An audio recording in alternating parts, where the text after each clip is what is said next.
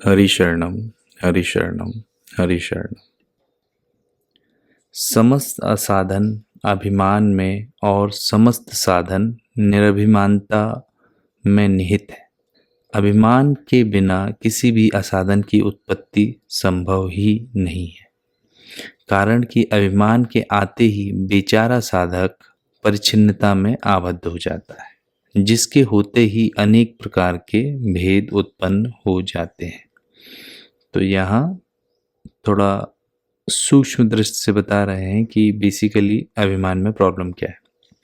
पहली चीज़ तो अभिमान सबको खटकता है, बुरा लगता है, डायरेक्टली नहीं, कभी कभी तो अभिमान अच्छा भी लगता है, हम मेंटेन करने में भी अच्छा लगता है और उसको कोई प्रॉब्लम ना हो उसके लिए हम तरह तरह के यत्न करते हैं। और प्रॉब्लम कहाँ होती है कि अभिमान के वजह से, जैसे जिसके ज़्यादा अभिमान है तो उसको बेइज्जती और ज़्यादा बुरी लगती है। ये बेइज्जती हो भी नहीं रही है तो वो किसी मजाक में भी बात कही गई है तो उसमें भी अपनी बेइज्जती उठा लेगा। मतलब जहाँ प्रॉब्लम नहीं है उसको भी सूंघ के उसे अपनी पर्सनल प्रॉब्लम बना लेगा। इसे कहते हैं उड़ता हुआ तीर लेना। ठीक है, स्वामी जी महाराज, रामसुखदास जी महाराज इसे कहते थे उड़ता हुआ मुफ्त में आदमी तीर लेता है अपने ऊपर। पहले तो अभिमान में अच्छा लगता है, एक स्टाइल लगती है, एक अपना उसमें कभी कभी गौरव, तेज, जने क्या क्या प्रतीत होने लगे कि दबदबा है, ये है, वो है। लेकिन जब उसमें हम रहते हैं, उस कोकून में, उस घेरे में, तो धीरे धीरे उसके कई प्रॉब्लम्स भी होते हैं कि बुरा लगेगा तो बहुत लंबा बुरा लगेगा, हमें अपनी ठसक रखनी है तो बहुत लंबे समय तक कई चीज़ों में रखनी पड़ती है।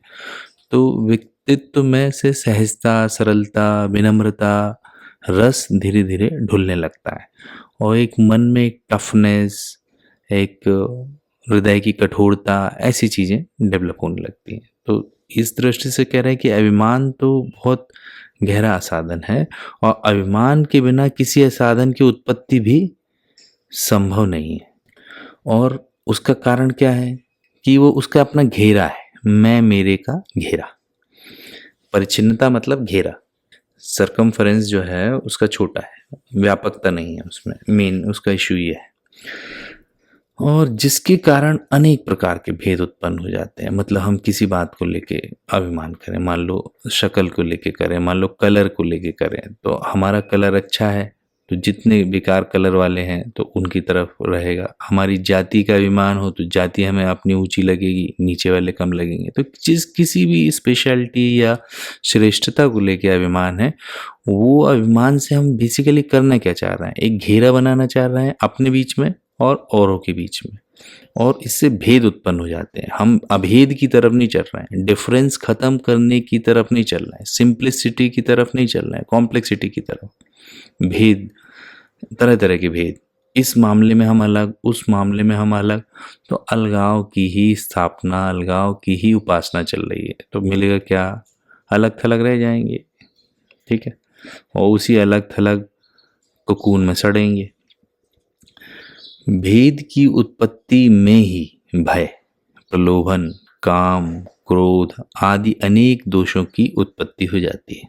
तो ये तो साफ है कि भेद जितना जितना हम औरों से अलग रहेंगे तो इन्हीं सब में हमें डर, लालच, काम मतलब वासना, कुछ ना कुछ चाहना, और वो मेंटेन करने के लिए आपको बहुत कुछ करना पड़ेगा अपनी इमेज को।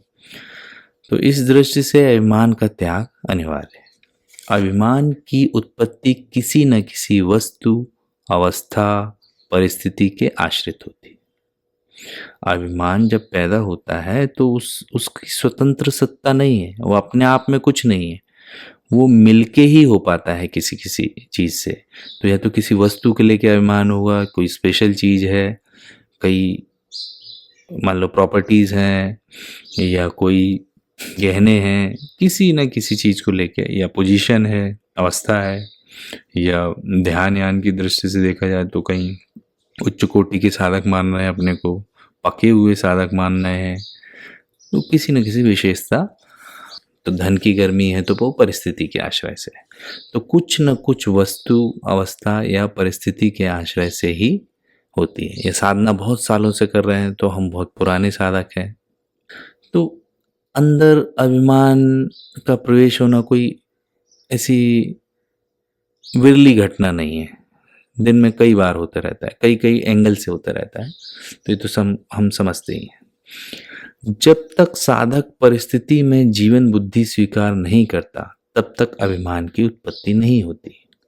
अतः परिस्थिति में जीवन बुद्धि अपना जाना हुआ असत है। तो स्वामी जी का काम क्या है कि अलग अलग एंगल से, जो जैसे जज की पोजीशन होती है देश में, उस जज से क्या गलती हो रही है, पुलिस वालों से क्या हो रही है, वकीलों से क्या हो रही है। तो जैसे वकील हो गई बुद्धि के लेवल पे तर्क दे रही है, तो निर्णय के लेवल पे कौन हो गया, जज। पॉलिटिशियंस लॉ बनाने वाले हो गए, और पुलिस या बाकी व्यवस्था को संभालने वाली हो गई। तो करप्शन मान लो छोटे छोटे लेवल से होता हुआ कहीं से भी होता है, लॉ भी गड़बड़ बनने लगे, अपने मतलब के बनने लगे, अपने ढंग से यूज होने लगे, सब जगह भी होता जाए। लेकिन यदि जज ईमानदार रहे, जज जो निर्णय करता है, जो दंड देता है, या जो फाइनल जिसका ठप्पा लगता है वो भी ईमानदार रहे, तो वहां से सुधार नीचे ट्रेवल हो सकता है।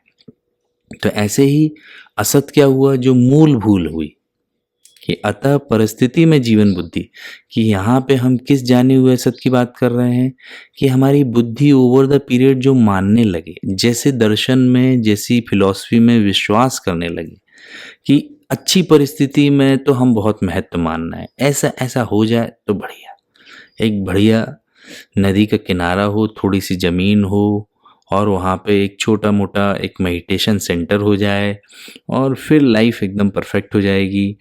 कुछ लोगों से मिलता रहूं, थोड़े लोग भी आते रहें, बहुत ज़्यादा भी ना आए, नहीं तो मैनेज कैसे करो।